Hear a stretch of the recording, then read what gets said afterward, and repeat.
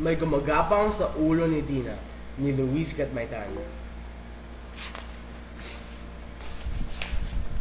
Sabik na si Katya Cotto na makalipad sa buhok ni Tina. Nako, matagal na namin gustong lumipad sa ulo niya, sabi ni Katya. Laging gusot ang buhok, kamot ng kamot sa ulo. Walang sukla si Tina, sabi ng isang Cotto. Hihiramin niya sa pinsan niyang si Girlie ang sukla nito. Makakalipad din tayo.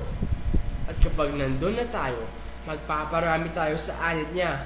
Magpapakabusog tayo sa pagsipsip ng mga dugo niya. Hek hek! Ililipad natin siya sa pinakadoktok ng punong kawayan. Hiyawan ng mga Cotto. Walang kamalay-malay si Tina sa binabalak ng mga Cotto. Girlie, pahiram naman ang suklay mo. Oh, mauna na ang iba sa inyo sa ulo ni Tina, utos ni Katya. Isang gabi, nakatabi ni Tina na matulog ang pinsang si Girlie. Nagsalo pa sila sa iisang unan. Habang ang lahat ay naghihilig, isa-isang nagsilipat sa ulo ni Tina ang marami pang Cotto sa pangunguna ni Katya. Kanya-kanyang hanap ng pwesto. Hek hek hek hek, utos ni Katya. Doon ako sa may puyo. Doon naman ako malapit sa tenga. Ako doon sa may bangs. Tuwang-tuwa ang mga kayuman at Cotto. Gustong-gusto nilang tumira sa ulo ng mga tamad maligo at mag-ayos ng buhok. Mas pawisin ang bata, mas gusto nila. Mas mabilis ang dumadami sa lugar na mainit-init at mamasa-masa. Hindi nagtagal at nangitlog si Katya ng mga lisa. Ang mga lisa ay naging malilit na kayumad sa paglipas ng mga araw. Ang mga kayumad naman ay naging malalaking Cotto. Ilang araw pa ang lumipas, napansin ni Tina ang sobrang pangangati ng kanyang ulo. Nanay, para pang may gumagapang sa ulo ko, takot na sumbong ni Tina. Sos Mariosep, saan katerbang Cotto ang nasa ulo mo? Nag-aalalang sabi ng kanyang nanay. Kunin mo ang suyod, madali! Kinabahan ang mga Cotto sa narinig. Wala silang laban sa masingsing ngipin ng suyod. Tiyak na tatangayin sila lahat. At pag nakabitaw sila sa mga buhok at anit ni Tina, mahulog sila sa puting papel at tiyak na matitiri sila. Ganoon nga ang nangyari.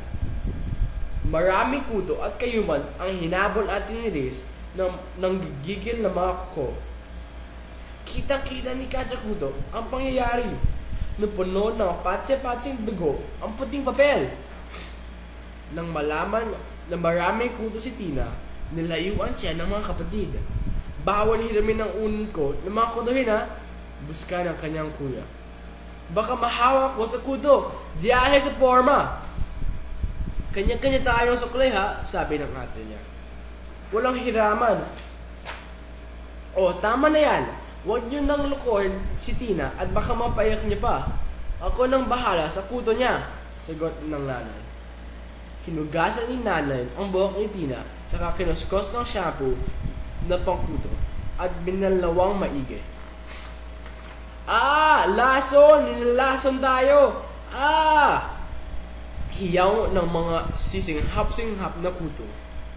Namatay ang lahat ng mga Cotto sa buhok ni Tina, pati na si Katya. Pati ang mga pinong lisa at kayumad ay di rin nakaligtas.